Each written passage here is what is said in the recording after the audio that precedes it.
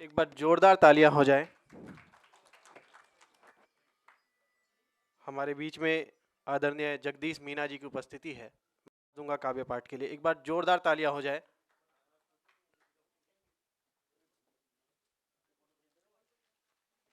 तीन मुक्तक जो है आपको सौंपता हूँ। राधा की नींद लूटी, मीरा का चैन लूटा। राधा की नींद लूटी, मीरा का चैन लूटा। कृष्णा के दर्श पाने, पलकों का बांध फूटा। कृष्णा के दर्श पाने, पलकों का बांध फूटा। बांसुरिया रख अधर पर, मीठी सी तान छेड़ी। बांसुरिया धर अधर पर, मीठी सी तान छेड़ी। हुई धड़कने पराई, मिलने का सब्र टूटा। हुई धड़कने पराई, मिलने का सब्र टूटा। और एक मुक्तक माँ पे है। मेरी हिचकी बताती है कि माँ तुमने पुकारा है। मेरी हिचकी बताती है कि माँ तुमने पुकारा है। सफलता की मेरी राहों को पलकों से बुहारा है। सफलता की मेरी राहों को पलकों से बुहारा है। अंधेरे चीर तुमने जिंदगी रोशन मेरी कर दी। अंधेरे चीर तुमने जिंदगी रोशन मेरी कर दी। मैं जो हूँ आज माँ तेरी दुआओं ने निखारा है। मैं जो हूँ आज माँ तेरी दुआओं ने निखारा है। और समय है सर, एक दो मुक्तक, दो मुक्तक का जी, एक मुक्तक जी। तो अभी 26 जनवरी आ रही है, उसके लिए एक मुक्तक है जो शहीदों की शहादत सरहदों पे हो रही है नाजायज, उसके लिए।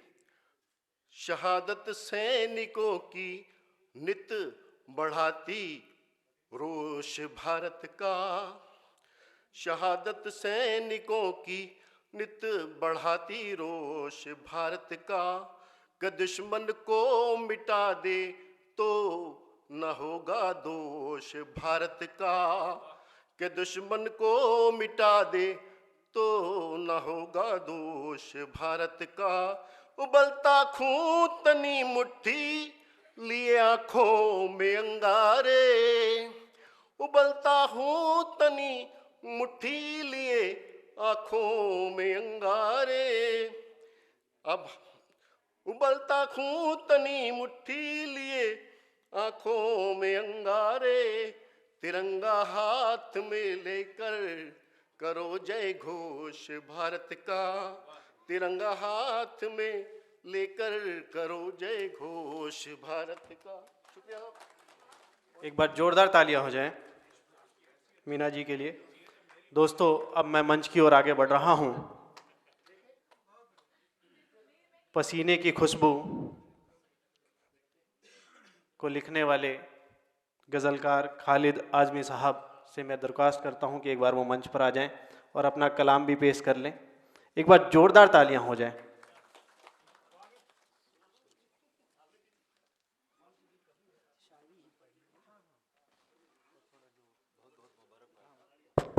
शुक्रिया। इबादतों की तरह मैं ये काम करता हूँ, मेरा वसूल है पहले सलाम करता हूँ। मोअज़्ज़िज़ हज़रात, सदर मोहतरम जनाब राजवीर सिंह साहब, और सबसे बड़े मुबारकबाद के मुस्तहक हैं आज जनाब अनूप कुमार सिंह साहब, जिनकी 3 किताबें एक साथ आई है। हैंडबुक ऑफ आरएसएस, और मैंने मोहन मधुकर भागवत, और एक और उनकी किताब है शायद उसका भारतीय दर्शन की विकास यात्रा। बहुत बहुत उनको मुबारकबाद, तहे दिल से मुबारकबाद।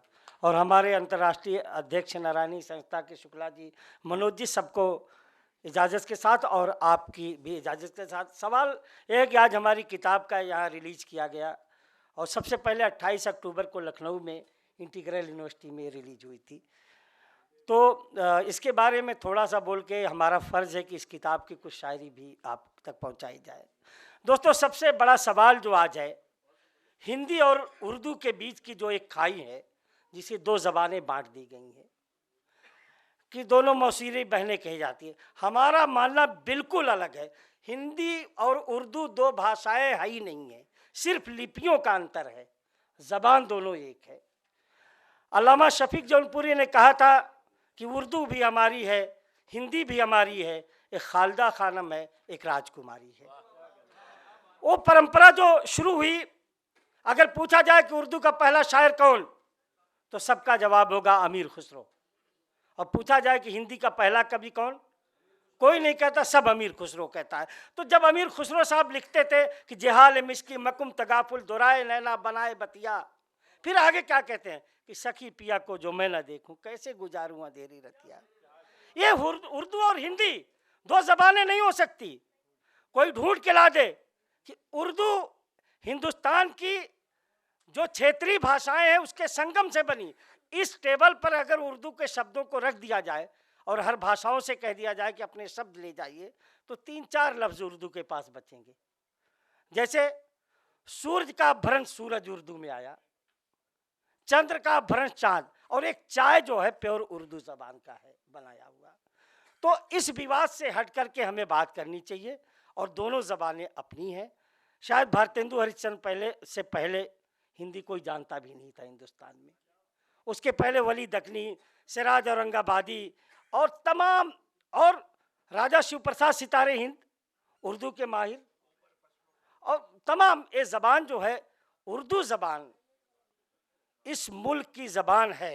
अगर किसी के दिल में ये ख्याल है कि ये और कहीं की ज़बान है, इसके साथ सिर्फ इतना सा हुआ कि उर्दू पैदा हुई हमारे मुल्क में। खालिस हिंदुस्तानी ज़बान अगर खालिस ना होती तो आनंद नारायण मुल्ला, पंडित दुर्गा प्रसाद सहाय, पंडित दयाशंकर नसीम, रघुपत सहाय फराग गोरखपुरी, सिर्फ इतना हुआ कि जब पाकिस्तान का बंटवारा हुआ वहाँ 4 स्टेट थे, पंजाब, सिंध, बलूचिस्तान, फ्रंटियर। पंजाबी, सिंधी, बलूची और पश्तो, चारों जगह क्षेत्रीय आंदोलन शुरू हो गए कि हमारी राष्ट्रभाषा बननी चाहिए।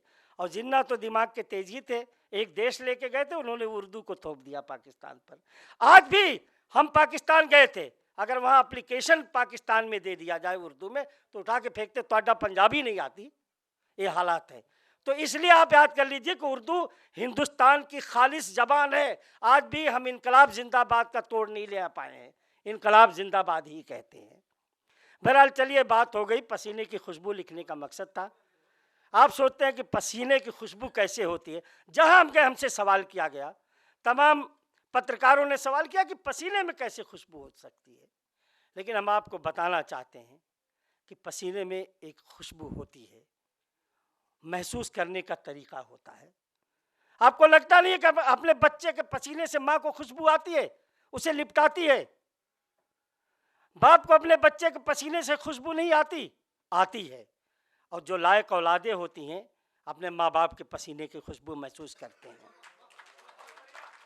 और तो और बता दें कि प्रेमी को प्रेमिका का पसीना पसंद होता है और प्रेमिका को प्रेमी का। लेकिन हमने जो इसका रखा है कि मजदूर जब दिन भर की मजदूरी करके थक के हार के जाता है तो उसको इत्र और गुलाब और अंबर और ऊद नहीं मिलता, उस पसीने की खुशबू से मुअत्तर होकर के सो जाता है। और उसमें एक शेर जो शुरू हमने किया है कि चाहत नहीं है मुझको चमेली गुलाब की, खुशबू मेरे पसीने की गुर्बत की शान है। और मजदूर के पसीने की खुशबू उसकी गरीबी की शान है, और यही मफहूम है। तो आइए अब शायरी की तरफ चलते हैं। जहाँ जहाँ से याद आ रहा है, अगर कोई कमी होगी तो उसे माफ़ करिएगा। अभी माहौल बनने दीजिए। और जगह जगह से जहाँ से देखिए, पहले शुरू करता हूँ कि दिल को सुकून मिलता है मेरे अजान से, अनूप जी, बाबू जी, आपके नजर कर रहा हूं कि दिल को सुकून मिलता है मेरे अजान से, ये देश है सुरक्षित गीता के ज्ञान से। दिल को सुकून मिलता है इसी किताब से है।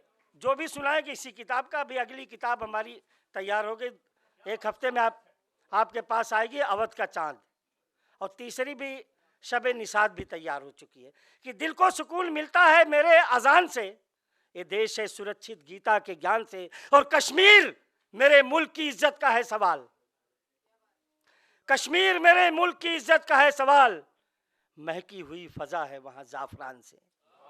मतलब केसर, महकी हुई फजा है वहां जाफरान से। और चूंकि हम लोग अवध के क्षेत्र के हैं, एक अवध के हवाले से कि आए हो तुम अवध से मुझे लग रहा है ये, आए हो तुम अवध से मुझे लग रहा है ये, खुशबू बिखर रही है तुम्हारी जबान से, खुशबू बिखर रही है। और अनूप जी भी अवध से है, प्रतापगढ़ भी अवध का हिस्सा है, खुशबू बिखर रही है। आगे देखिएगा, जल्दी जल्दी समय नहीं है कि खुद को बदलोगे जमाना भी बदल जाएगा, खुद को बदलोगे जमाना भी बदल जाएगा, रास्ता कोह मतलब पहाड़, रास्ता कोह के सीने से निकल जाएगा। खुद को बदलोगे जमाना भी बदल जाएगा, रास्ता कोह के सीने से निकल जाएगा। और मेरे हमसाए खिलौनों को छुपा कर रख दे, मेरा बच्चा अगर देखेगा मचल जाएगा, मेरा बच्चा अगर देखेगा मचल जाएगा। मेरे हमसाए खिलौनों को छुपा कर रख दे, हमसाए समझते होंगे पड़ोसी, मेरा बच्चा अगर देखेगा मचल जाएगा। और इश्क के हवाले से देखिएगा 4 मिसरे कि यही चाहत है मेरी इश्क का दस्तूर हो जाए। बहुत सुना होगा आपने इश्क पे, यही चाहत है मेरी इश्क का दस्तूर हो जाए, मेरे खून का हर एक कतरा तेरा सिंदूर हो जाए। यही चाहत है मेरी इश्क का दस्तूर हो जाए, मेरे खून का हर एक कतरा तेरा सिंदूर हो जाए। मैं तुझसे रूबरू हूँ हमेशा बावजू होकर, मैं तुझसे रूबरू हूँ हमेशा बावजू होकर, मेरी पाकीज़ा उल्फत शहर में मशहूर हो जाए, मेरी पाकीज़ा उल्फत शहर में मशहूर हो जाए। और एक गज़ल का एक मतला और 2-3 शेर जहाँ से देखेगा, उनका करम हुआ तो मुकद्दर बदल गया, उनका करम हुआ तो मुकद्दर बदल गया, आए वो रात ख्वाब में मंजर बदल गया। और अगला शेर देखिएगा मनोज जी, अगर दाद का मुस्तहिक हूँ तो ज़रूर मिलनी चाहिए अगले शेर पे कि उनका करम हुआ तो मुकद्दर बदल गया, आए वो रात ख्वाब में मंजर बदल गया। पूछा जो उनसे जश्न बहारा मनाए कब, पूछा जो उनसे जश्न बहारा मनाए कब, वो मुस्कुराए बोले कैलेंडर बदल गया। पूछा जो उनसे जश्न बहारा मनाए कब, वो मुस्कुराए बोले कैलेंडर बदल गया। और एक परंपरा बदलता है, समाज परिवर्तनशील है, दुनिया बदलती रहती है।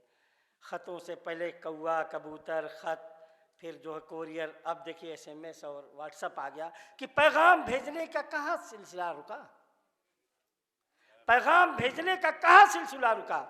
पैगाम तो वही है कबूतर बदल गया, पैगाम तो वही है कबूतर बदल गया, पैगाम तो वही है कबूतर बदल गया, उनका करम हुआ तो मुकद्दर बदल गया। और शायरी बहुत गालिब से लेके मीर और गोस्वामी तुलसीदास, ऐसा नहीं है वो उर्दू हिंदी का फ़र्क नहीं है, उस ज़माने में भी शायरी हुई है, कबीर ने, गोस्वामी तुलसीदास ने जो शायरी किया है। हम लोग उर्दू और हिंदी दोनों बराबर पढ़ के बड़े हुए हैं, एक ज़बान को पढ़ के नहीं बड़े हुए। अलग बात है कि उर्दू में हमने PhD किया, लेकिन हिंदी का दामन नहीं छोड़ा कभी।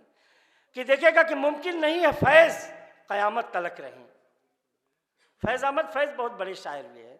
मुमकिन नहीं है फैज़ क़यामत तलक रहें, बदला नहीं ख्याल सुखनवर बदल गया, बदला नहीं ख्याल सुखनवर बदल गया। और बस आपकी जहमत तमाम करूँगा, एक बिल्कुल ताज़ा गज़ल है, इश्क पे बात हुई, उसका 3 ही शेर याद है, 2 मोबाइल में, मोबाइल वहाँ रखा है कि देखेगा मोहब्बत में किसी भी ऐब को देखा नहीं जाता, मोहब्बत में किसी भी ऐब को देखा नहीं जाता, गिरफ्ते इश्क में आकर कभी निकला नहीं जाता, गिरफ्ते इश्क में आकर कभी निकला नहीं जाता, जिन्हें अंजाम का हो डर मोहब्बत कर नहीं सकते। देखेगा जिन्हें अंजाम का हो डर मोहब्बत कर नहीं सकते, नफा नुकसान इस व्यापार में देखा नहीं जाता, नफा नुकसान इस व्यापार में सोचा नहीं जाता। और बिल्कुल अलग किस्म का शेर है मनोज जी, बाबू जी, बिल्कुल अलग किस्म का शेर है। अगर अलग होगा तो आपकी दाद चाहेंगे। मोहब्बत है नहीं कपड़ा जिसे हर रोज हम बदले, देखेगा आप तक उतरना चाहिए। मोहब्बत है नहीं कपड़ा जिसे हर रोज हम बदले, कपड़ा तो रोज बदला जाता है ना। मोहब्बत है नहीं कपड़ा जिसे हर रोज हम बदले, मोहब्बत है कफन मानिंद जो बदला नहीं जाता। मोहब्बत है कफन मानिंद जो बदला नहीं जाता। बहुत बहुत शुक्रिया आपका, और आपने सुना, बहुत बहुत शुक्रिया।